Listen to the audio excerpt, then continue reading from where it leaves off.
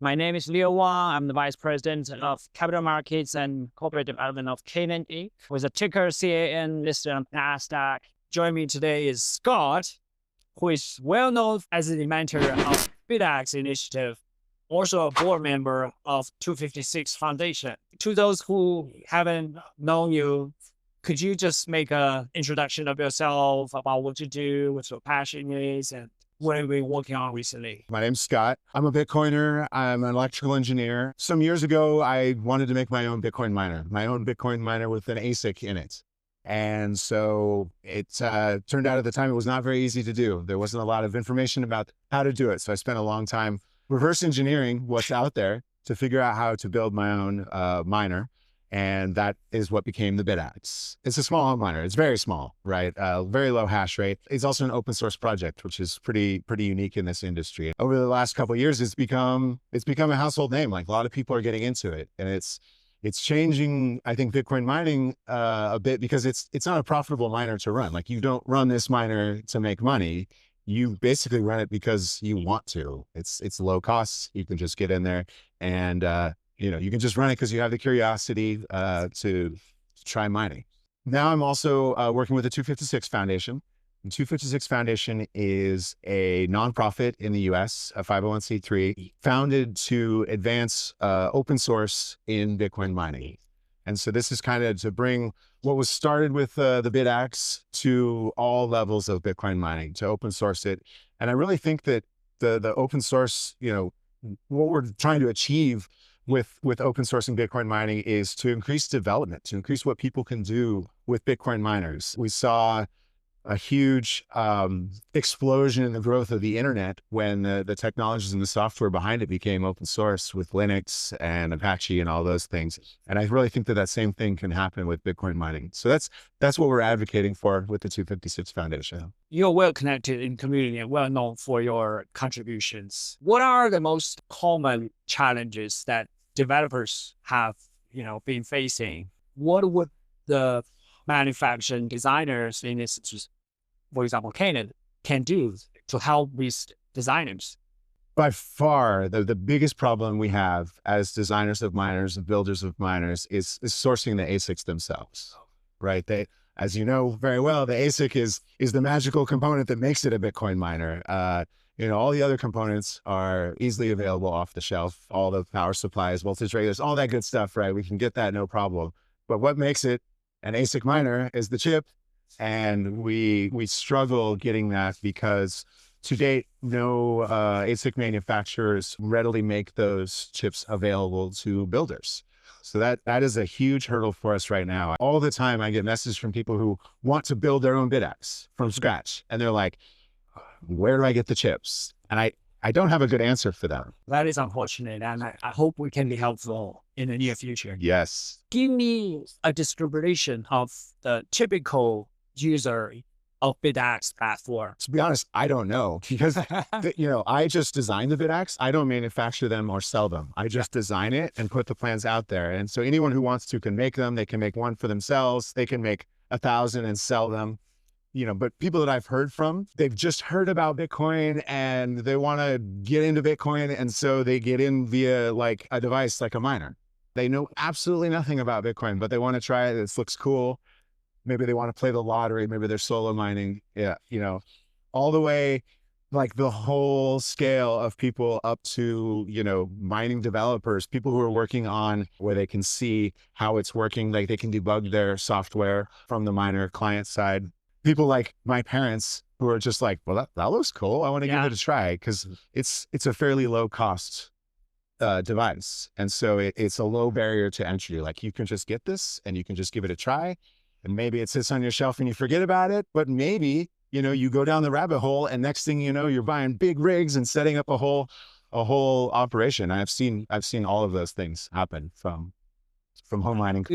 Kind of talk about the software and open source and all the beliefs behind open sourcing. How is it important to the community and to Bitcoin? Maybe there are pros and cons about open source. There's definitely pros and cons. I think, fundamentally speaking, Bitcoin itself is an open source project. It always has been. I always say that, Had Satoshi made Bitcoin as a proprietary project, we wouldn't be here talking about it, right? Like it never would have gotten off the ground. It never would have started, especially with Satoshi leaving. Open source is a core principle of Bitcoin. And one of the things that it does is it makes it fundamentally decentralized because it isn't a proprietary project. There isn't one entity, person, organization controlling what happens. It's decentralized. It's an open network. Anyone can make those decisions. I think that needs to carry over to Bitcoin mining. Obviously, Bitcoin mining is a very important part of Bitcoin. It secures the network. Mining is a pillar of Bitcoin. And I think that it deserves to be open source, at the very least, have open source options available for people to understand how it works, to build on it, to improve on it, to verify that what their device is doing is what they want it to do. But yeah, there's downsides, especially with hardware, but software too. You think, I need to make money to pay my rent and survive. Can I still make money if I publish everything and put it out there, open source? And I think the answer is yes, you definitely can. Like my example before with the web and the internet industry, right, is we've seen entire industries, companies, right? Facebook was built on open source software. Someone in their dorm room famously just took these tools and built a website on top of the full open source stack, and they just ran with it. Then obviously they make a lot of money. You building something, you're always going to have a product that you can sell. Mining pools, people who are working on mining software who want to test that out with an actual hardware miner. Maybe it gets a little bit harder to have like a SaaS model with it. But I think that those models are just rent seeking and didn't have a real fundamental value that they provide. So it kind of forces you to provide a real value to your customers. If you can do that, which I think is now even easier with open source, to create that value, you will always be able to make money and always have customers. Very well said. Very well said. I see more and more people are embracing Bitcoin mining, even in the universities when students trying to do that, right? Yeah. Did you see like a generational shift from, maybe 10 years ago? What is driving all that change? In the Bitcoin community, there's been a lot of sort of worry about centralization of Bitcoin mining. And a lot of people, I think early on were like, it's out of our hands. We can't solve this issue. But I think in a small part, maybe because of the Bitaxe project, but in general, now it's like, no, we can do this. We can build miners. We can work to solve centralization of Bitcoin mining. There's also the pool side and all of those things, but people become aware that this is an important thing, that we need this decentralization, and they've been building projects and making money doing it. When others see that happening, they want to get involved, especially at universities, students, right? In technical programs, like they're very well aware that they need to get a job, but they want to work on something exciting. You have these examples of these successful projects. You just inspire others, I think, to work on it too. It's also a lot of fun. I mean, as an electrical engineer, I see this stuff and it's really exciting. The decentralization of it, right? It's like, I don't have to ask permission. I don't have to get a job at a big company. It's just something you can get into. Maybe you just screw around with it for a weekend. That weekend of screwing around becomes a career. What would you say to today's Bitcoin miners and students in terms of their vision and their view and values towards Bitcoin mining? We've had a lot of conversations about decentralization, which is also deeply embedded in our company's value. As a OG who developed all these very exciting products, what would you say to today's developers? You can just do things. Just get in and get started.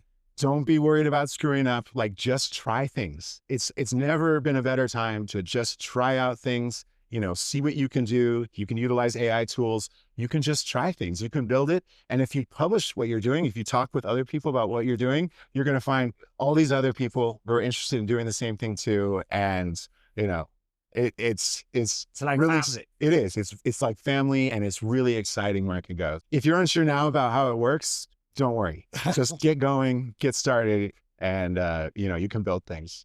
That's great. Thanks for coming over, Scott.